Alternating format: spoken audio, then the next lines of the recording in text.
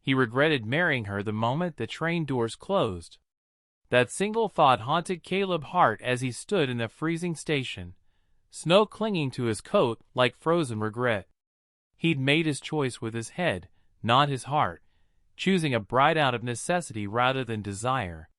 His ranch needed someone to cook, to keep house, to survive the brutal frontier winters. Love was never part of the arrangement. But standing there, watching her sit quietly on that worn wooden bench, hands folded like she was already apologizing for existing, he felt the weight of his mistake pressing against his chest. Then the blizzard of 1885 hit with the fury of nature itself, and everything he thought he knew about survival, about choices, about the woman sitting across from him, was about to be rewritten in the most unexpected way. The storm arrived without warning, swallowing the world whole in minutes. One moment the track stretched clear through white land, iron veins cutting through snow. The next, everything disappeared in a violent roar of wind and ice, as if the frontier itself had decided to erase all traces of civilization. The wooden station shook under the assault, walls creaking like they might splinter apart at any moment. Snow hissed against the windows, filling every crack, erasing the outside world inch by terrifying inch. The station master burst through the door, beard crusted white with ice, breath coming in sharp gasps. His words were grim and final. The tracks were gone, buried under feet of snow. The roads had vanished completely. No trains tonight, maybe not tomorrow, maybe not for days. Anyone foolish enough to step 10 feet outside would be swallowed by the storm, and never seen again. Just like that, the world shrank to 4 wooden walls, and 2 strangers bound together by paper vows they'd barely had time to speak. Caleb stood near the door, tall and rigid, hands flexing at his sides, like he was fighting the urge to run even though there was nowhere to go. He didn't remove his gloves or unbutton his coat, as if staying ready might somehow undo the choice he'd already made. Across the room, his wife sat on that narrow bench worn smooth by decades of waiting travelers. She kept her hands folded tightly in her lap, knuckles pale from the pressure. Her dress was clean but thin, carefully mended at the elbows by hands that knew how to make nothing last as long as possible.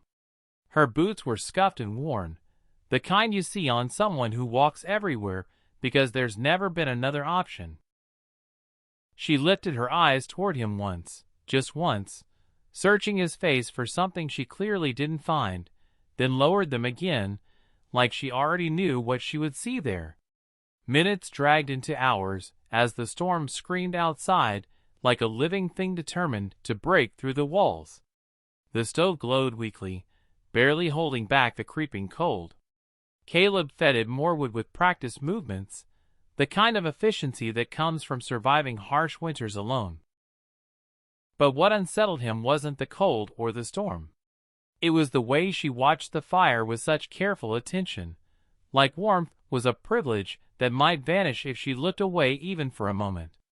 When she finally spoke, her voice was soft but steady, offering to help with anything that needed doing.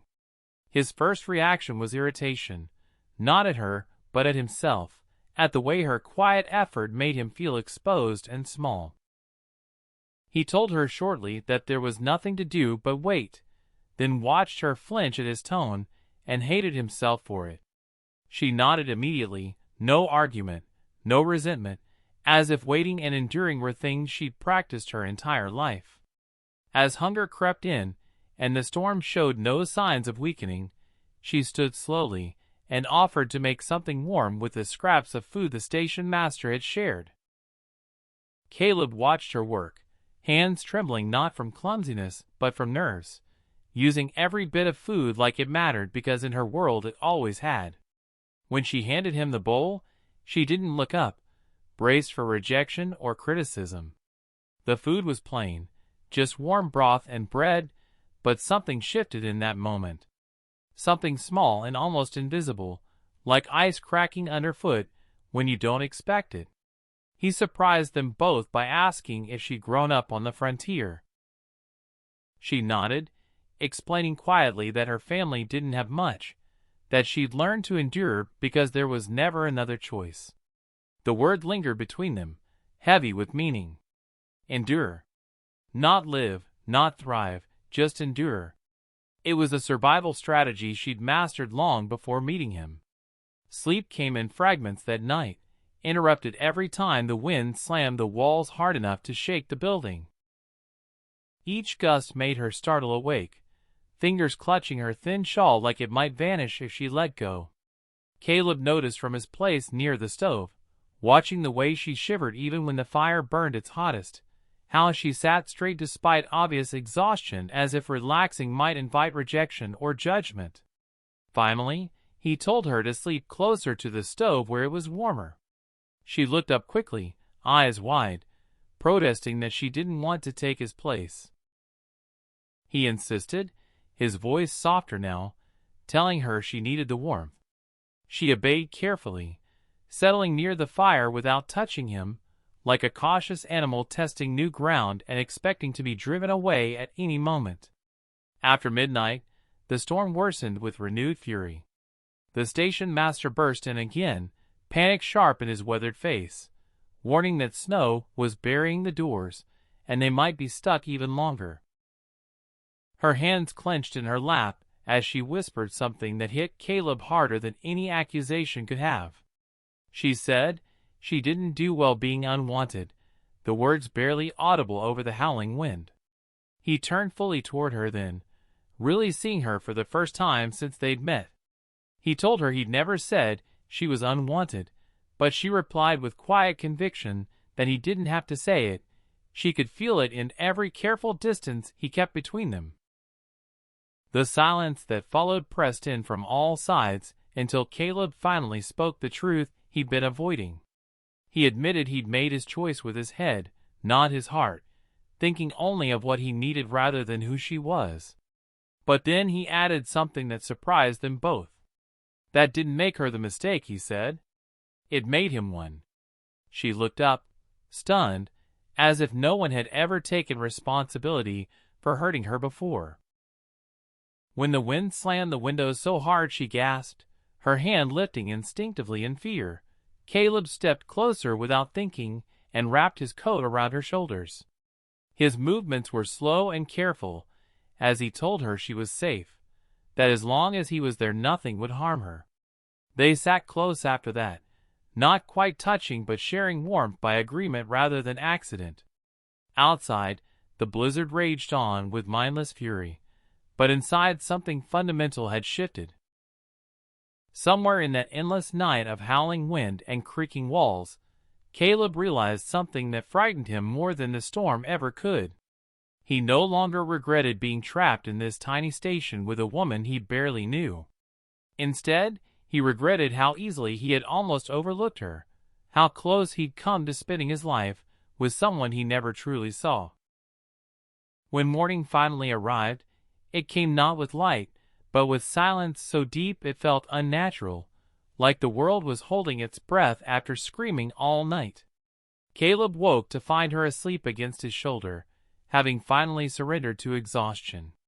One hand was curled unconsciously in the fabric of his coat, as if even in sleep she feared warmth might disappear.